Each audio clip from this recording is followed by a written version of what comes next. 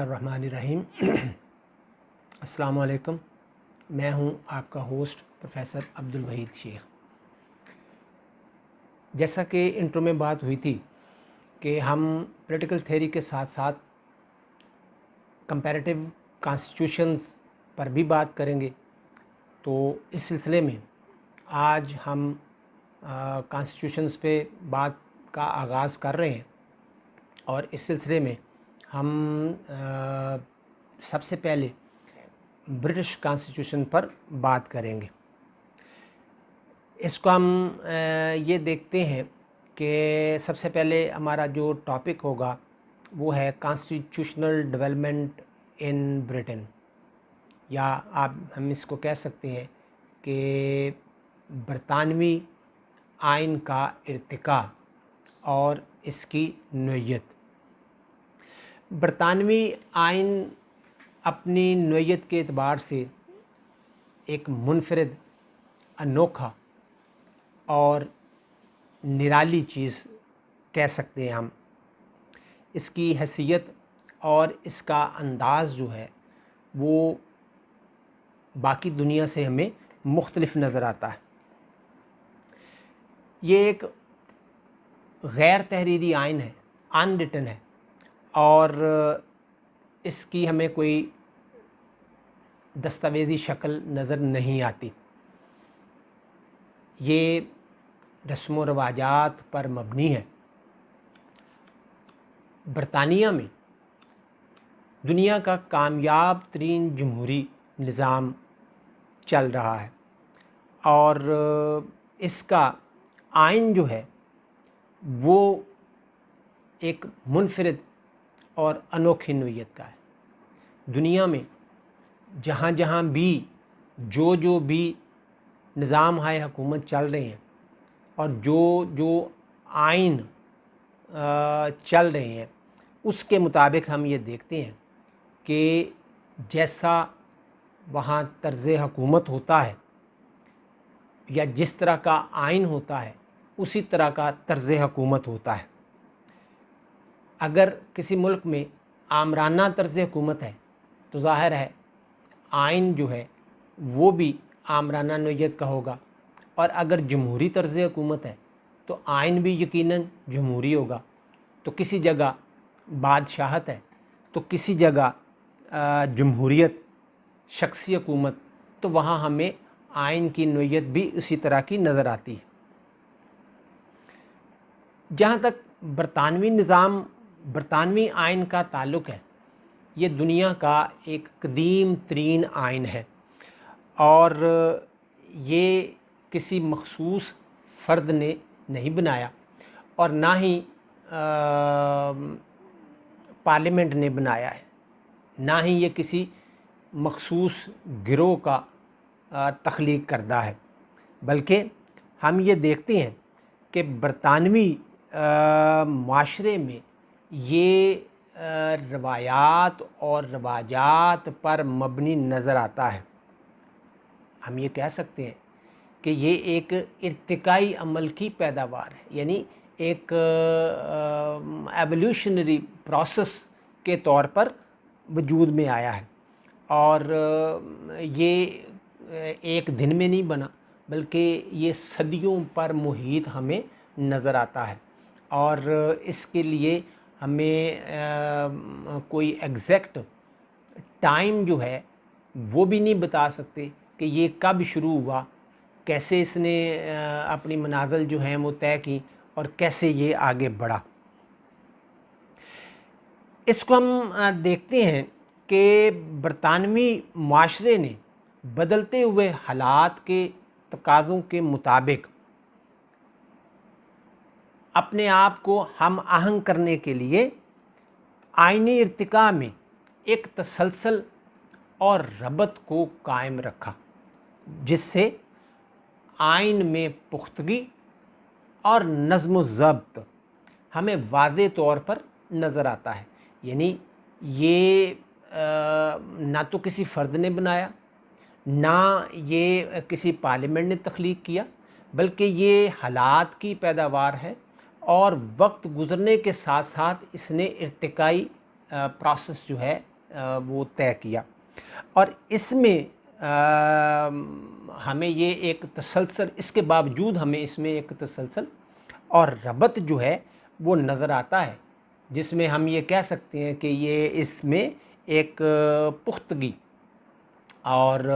نظم و ضبط جو ہے وہ ہمیں واضح طور پر نظر آتا ہے۔ اس نے بے شمار حوادث زمانہ کا بھی سامنا کیا، جن میں دو انقلابات کا اس نے سامنا کیا،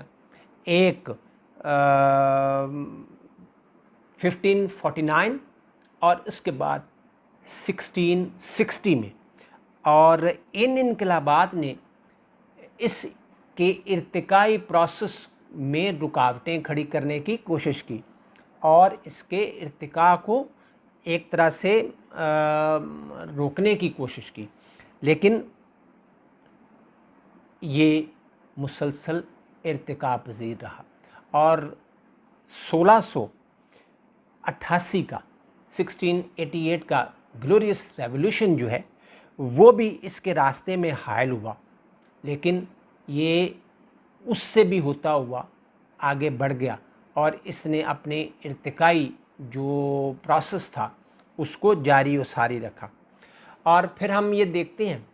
کہ 20ویں صدی میں ہونے والی ٹو ورلڈ وارز جو تھیں وہ بھی اس کا کچھ نہ بگاڑ سکیں۔ یہ عالمی جنگیں اس کے راستے میں رکاوٹیں کھڑی کرتی رہیں، اس کے جو ایولیوشنری پروسیس تھا اس کو متاثر کیا، لیکن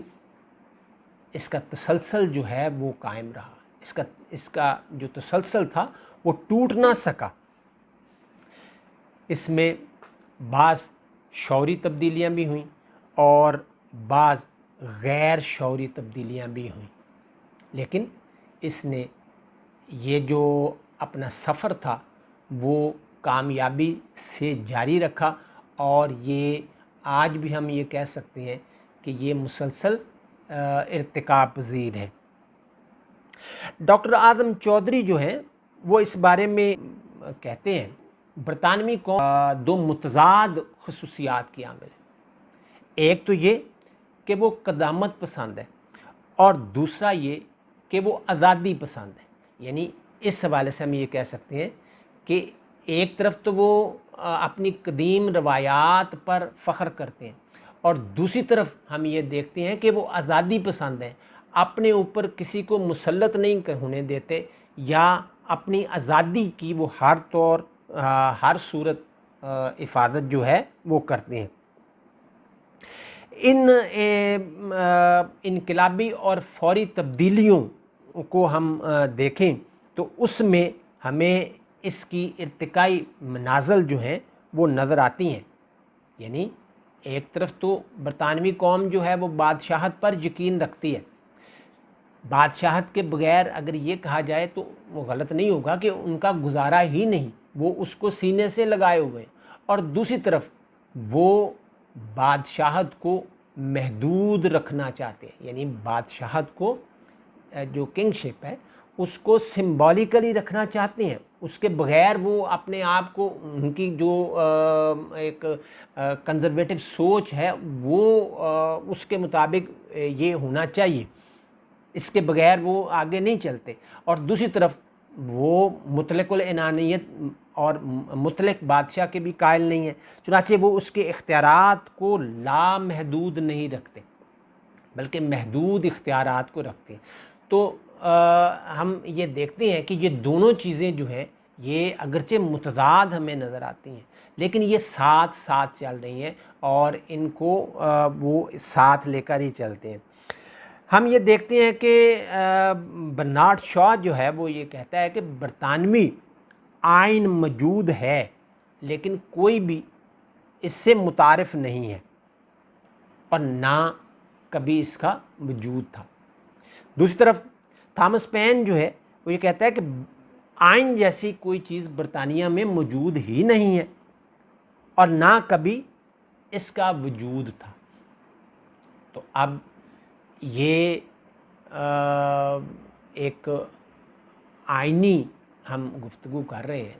اور اس میں ہم یہ دیکھتے ہیں کہ یہ دونوں بہت بڑے تھنکرز جو ہیں وہ برطانیہ میں آئین کی سرے سے نفی ہی کر رہے ہیں۔ میرے خیال میں ان کے کہنے کا مقصد جو ہے وہ یہ ہے کہ برطانیہ میں آئین جو ہے وہ کوئی ایسی چیز نہیں ہے کہ جس کو آپ پریزنٹ کر سکیں کہ یہ آئین ہے جی۔ کیا ہے وہ غیر تحریری ہے اور رسم و رواجات پر مبنی ہے۔ تو ہم یہ دیکھتے ہیں کہ آئین ہوتا کیا ہے، ایکچولی آئین ہے کیا چیز۔ پروفیسر گلکرسٹ کے مطابق آئین جو ہے وہ اصول و ضوابط کا ایسا مجموعہ ہے جس کے تحت ریاست کا نظام چلایا جاتا ہے۔ اب اس کو تھوڑا سا اگر ڈیفائن کریں تو ہم یہ دیکھتے ہیں کہ آئین عام طور پر دنیا کے تمام ممالک میں تحریری طور پر ہوتا ہے، اور تحریری طور پر تمام شعبہ جات کے جن کے تحت حکومت اور ریاست کا کاروبار چلایا جاتا ہے ان کی حدود و قیود کا تذکرہ کر دیا جاتا ہے، تاکہ کوئی بھی شخص یا ادارہ ان حدود سے تجاوز نہ کر سکے۔ جو باؤنڈری لائن اس کے لیے واضح کی گئی ہے اس کو وہ کراس نہ کرے، اس کے اندر رہتے ہوئے اپنے معاملات کو نپٹائے، نہ کسی کے معاملات میں مداخلت کرے اور نہ کسی کو کرنے دے۔ تو ہم اس کو اس طرح سے کہہ سکتے ہیں کہ آئین بھی ایک طرح کا سوشل کانٹریکٹ ہے جو حکمران اداروں اور عوام کے درمیان طے پاتا ہے، جس میں حدود و قیود کا تعین کیا جاتا ہے، باؤنڈریز جو ہیں وہ بنائی جاتی ہیں، اور ان باؤنڈریز کے تحت ہر کسی کے دائرہ کار کا تعین جو ہے وہ کیا جاتا ہے۔ اور اس میں اگر ہم اس بات کو بھی ایڈ کریں کہ جو مونٹیسکیو نے سپریشن آف پاور تھیوری میں یہ کیا، اور اس نے اپنی بک جو تھی وہ اسپرٹ آف لا میں اس بات کو واضح کیا کہ اداروں کے درمیان اختیارات کی تقسیم بہت ضروری ہے، اور اگر یہ اس کو نہیں کیا جاتا، اور نہ صرف نہیں کیا جاتا یعنی اس کی ڈیمارکیشن نہیں کی جاتی بلکہ اس پر عمل نہیں کیا جاتا، تو تب تک کسی بھی ریاست میں معاملات جو ہیں وہ خوش اسلوبی سے نہیں چل سکتے۔ اور یہی وجہ ہے کہ امریکہ میں اس تھیوری کو جو ہے وہ اپنایا گیا، اور وہاں اس کے تحت انتہائی کامیابی سے معاملات جو ہیں وہ آگے بڑھے۔ امریکہ میں اس کا تجربہ تھا وہ انتہائی کامیاب رہا۔ اگر آئین کی طرف سے عائد کردہ حدود و قیود پر عمل کیا جائے، بلکہ میں یہ کہوں گا سختی سے عمل کیا جائے، کوئی ادارہ کسی دوسرے ادارے کے معاملات میں مداخلت نہ کرے، چیکس اینڈ بیلنسز جو ہیں وہ ہونے چاہیے، وہ رکھنے چاہیے، ان کی بہت زیادہ ضرورت ہے، ان کے بغیر بھی معاملات نہیں چلتے۔ لیکن چیک کا مطلب اور چیک اینڈ بیلنسز کا مطلب یہ ہرگز نہیں ہے کہ اپنے معاملات کو چھوڑ کر دوسرے کے معاملات میں مداخلت کی جائے۔ اگر ہر کوئی اپنے دائرہ کار کے اندر رہے اور آئین کی بنائی گئی حدود و قیود کا، لائنز اینڈ باؤنڈریز کا خیال جو ہے وہ رکھے، تو پھر اس معاشرے میں ترقی، خوشحالی، سیاسی استحکام اور معاشی استحکام اس کا مقدر بنتا ہے۔ اور اگر ان لائنز کو، ان باؤنڈریز کو فالو نہ کیا جائے، ایک دوسرے کے معاملات میں مداخلت کی جائے گی، تو پھر معاشرہ جو ہے وہ افراتفری، لاقانونیت، انتشار، سیاسی بدامنی، عدم استحکام اور پھر معاشی عدم استحکام کا شکار ہو جائے گا۔ تو ان باتوں کو ہم دیکھتے ہوئے آگے بڑھتے ہیں اور یہ دیکھتے ہیں کہ برطانوی معاشرے میں ہمیں ایک مسلسل ارتقاء جو ہے وہ نظر آتا ہے. وہاں اگرچہ یہ سارا کچھ تحریری طور پر نہیں ہے، ان ریٹن ہے، ان کوڈیفائڈ ہے، لیکن اس کے باوجود اپنی جو لائنز ہیں اور اپنی باؤنڈریز جو ہیں، اپنی حدود و قیود جو ہیں، ان کا خیال رکھا جاتا ہے. تو یہ تھوڑا سا ہم نے اس کی نوعیت کے بارے میں بات کی ہے کہ کس طرح سے برطانوی آئین جو ہے وہ غیر تحریری ہے اور رسم و رواجات پر مبنی ہے، اور اس کے ساتھ ساتھ یہ کسی ایک فرد، ادارے یا پارلیمنٹ کا بنایا ہوا نہیں ہے، اور نہ ہی اس کے لیے کسی وقت کا تعین کیا جا سکتا ہے کہ یہ کب اور کب سے مارد وجود میں آیا. لیکن ہم یہ دیکھ سکتے ہیں کہ اس میں جو کانسٹیٹیوشنل ڈیولپمنٹ ہوئی وہ کب سے اور کن حالات کے تحت شروع ہوئی. یہ تھا کانسٹیٹیوشن، کمپیریٹیو کانسٹیٹیوشن کے سلسلے میں آج کا پہلا لیکچر. اس کو سنیے گا، غور کیجیے گا اور اپنی رائے سے نوازیے گا. انٹل نیکسٹ ٹائم، اللہ حافظ.